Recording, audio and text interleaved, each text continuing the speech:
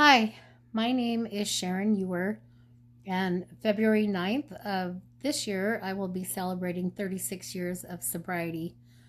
And I have a wonderful faith in God today, and I know that He saved me and redeemed me. But what I have today was not always the case, and so I am hoping to be able to share a story with you today of what happened to me. Um, I grew up one of seven children. I was a middle child. I grew up loving my brothers and sisters. I mean, we made a football team. I had a wonderful mother. My mother taught us the value of service, would take us to care centers and teach us that people had names. They weren't mentally retarded.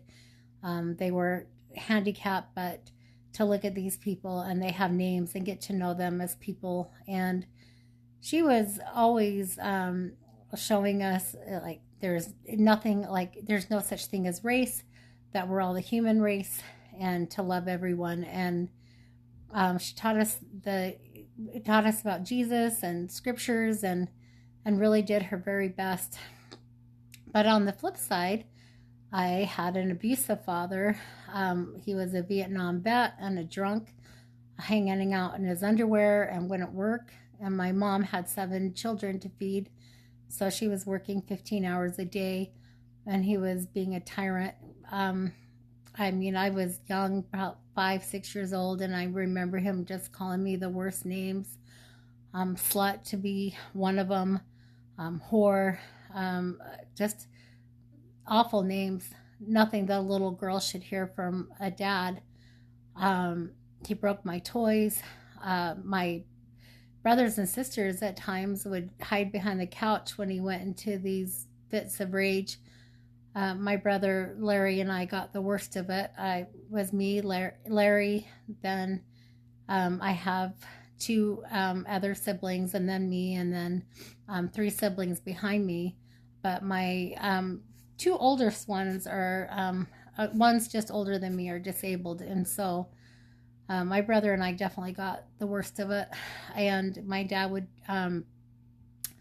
punch holes into the wall, and him on alcohol was never a good thing.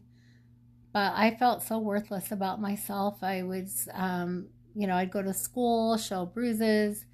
My mom was afraid of him and would cover it up. And, it wasn't like DCFS, things like that back then.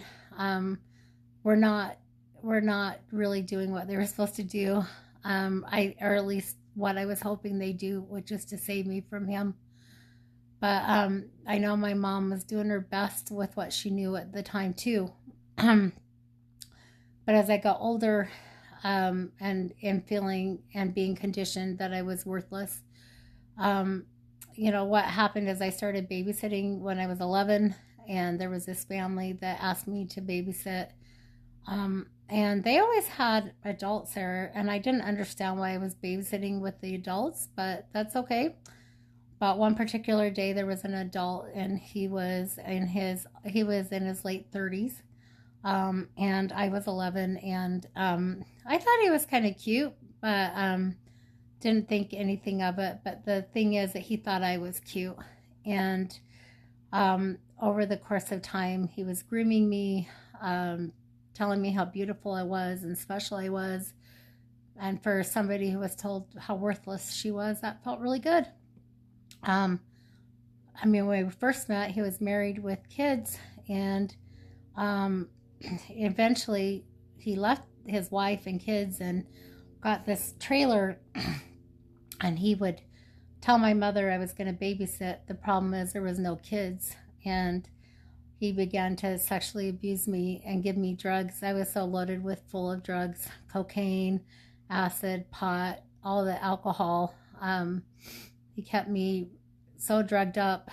And I mean, he was showing me what love was in ways that no little girl should know at 11. But the problem is that I would go home to abusive dad. And so what do you do? My dad's fist hurt worse than the sexual abuse, but it all hurt. And I wasn't feeling like I had nowhere to turn. I didn't feel like the authorities were helping me, and um, I was a runaway frequently, and my mom would send me to treatment. So I'd go to treatment to go home to the abusive dad, back to this man that's 3 times older than me. And I was, had at that point, I went to 5 treatment centers in this cycle. And I got out of the treatment center the last time for my dad to unleash the worst of it yet. And I ran to that man, and that man saw the bruises of my dad left, and the tears in my eyes. And he said, "That's the last time your dad will hit you." And this time we crossed state lines as a runaway. The times I ran away with him before, well, was all local, but we crossed state lines. We went to California with his mother, but his mother was a drunk, and his siblings and him were all using drugs in the house, and he, of course, made sure I was as doped up as can be. Anyway, it was a crack house, and drugs everywhere. And he, at that point, I was 89 pounds on drugs with him. And anyway, we had been there for a while, and um, I started sensing something. And what happened is I'm now almost 15, and he's 40, and he starts conditioning this other 11-year-old, but he doesn't want to lose me. So he starts having this lady he calls Linda take me around the prostitution circles. And anyway, I was in this crack house getting conditioned to be a prostitute. And so we were in this crack house. He goes to work. He'd found a part-time job there, and while he was there, I got a call from his brother, and he said, "Look, I know where you are. I could turn you in. I know your dad's a drunk, but your mom got up in church today, and she bore her testimony, crying about wondering where her teenage runaway daughter is, and I would at least call her." And I couldn't do that because I was so done at that point. I was drugged up. I was 89 pounds. I thought nobody was protecting me, and part of me blamed her at the time.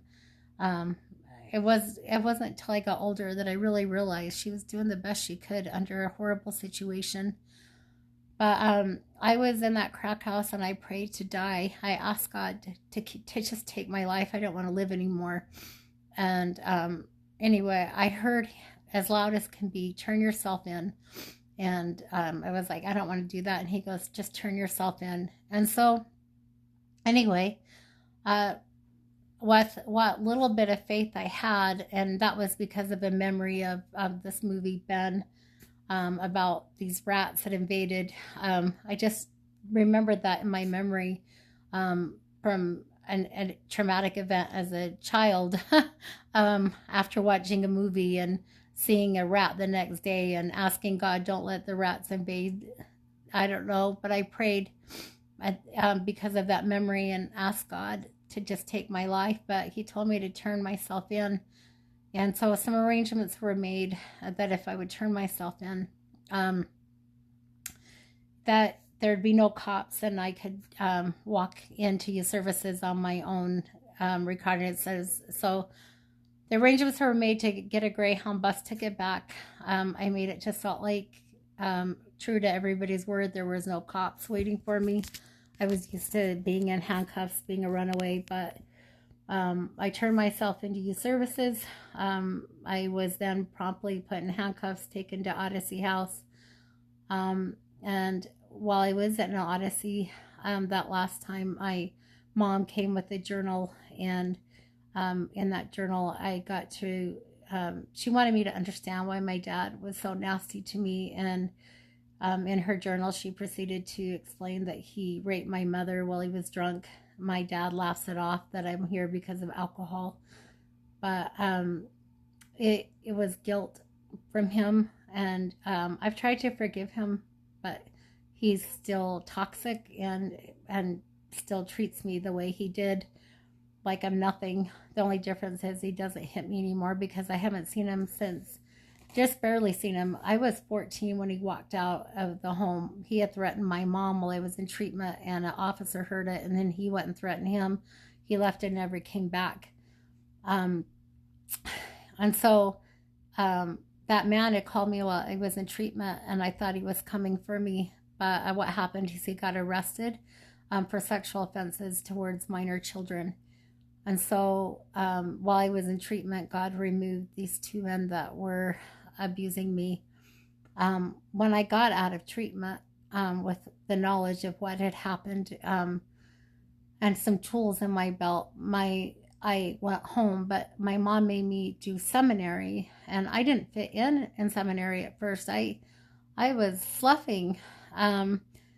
But, I'd been sober at 6 months at that point, and I'd left seminary off and on for 3 months. I didn't feel like I fit in being a recovering drug addict and run away, especially with these kids in seminary. But that seminary class was so great. They would eat lunch with me, intercept my every turn. But my mom found out I was sloughing, and she made me go back. And that was after 3 months of being home. So at this point, I have 9 months of sobriety. And at that point, Brother Downs had read Mosiah chapter 24, verse 14 and 15. But basically, the gist of the scriptures is that if we turn to God, he'll deliver us from bondage. And I'll never forget how that stuck with me. A matter of fact, later when I served a mission, that's on my mission plaque. But I realized at that point that I had never thanked God, because he delivered me from being a prostitute. He delivered me from a man that was sexually abusing me, and he delivered me from an abusive father. And I went home that day. I got rid of my leather jacket, wiped the snakes off my eye, the makeup snake from what I thought was cool at the time, and got on my knees, and I said, God, if you will just give me a life of sobriety, I'll give you a life of service. And I feel like all these years, God and I have kept that pact to each other as I'm still sober. I've had wonderful opportunities to be of service since then. I served 2 missions. I served a mission at Orange Street Halfway House, working with the women transitioning from prison back to society. I got to work with the family support side, and I currently work at the VOA, getting to work with the homeless and drug addicted, and work in the detox center where we work on trying to get them into treatment. I also work at Papillon House, where I have worked as a prison liaison, working with people as they're getting out of prison. I've got to work in volunteer and care centers. I had a wonderful experience with my grandpa and the clients, or the other residents in the nursing home. I am a sponsor in AA today. I've got to serve on the board of directors at Fellowship Hall twice, and also have been able to be part of the podcast for the church that went worldwide, that was translated into 92 languages, about addiction recovery. And anyway, President Uchtdorf gives a talk in which he says, we look for opportunities to be the answers to somebody's prayers. And I feel like I've tried to do that, rather it's something small like giving somebody a Diet Coke, or just sitting with them in their hour of need.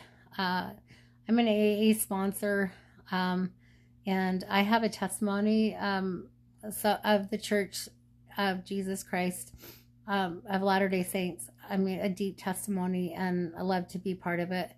But also, one of the things I got to do this last year is in May, I was commissioned as a minister for the Volunteers of America, as we're a ministry of Jesus Christ. And so that was really, really awesome. I got commissioned with people across the country, and there's over 400 ministers for the VOA. And so it's neat to be part of that ministry, of helping those in need. So I just do my best to make every day, and I ask God, direct my path. How can I help the next person? There's times that He's had me to sit with people that needed help at 2 o'clock in the morning. I've been on the front lines when people have overdosed, and been able to help with their family situation. I mean, there's the opportunities, the miracles that I've seen of people who, by all counts, should be dead or sober today. Are those women from my mission? I've got to see them become mothers and college graduates and make something of themselves. And the clients I work with today, I get to see them complete treatment and also move on with their lives.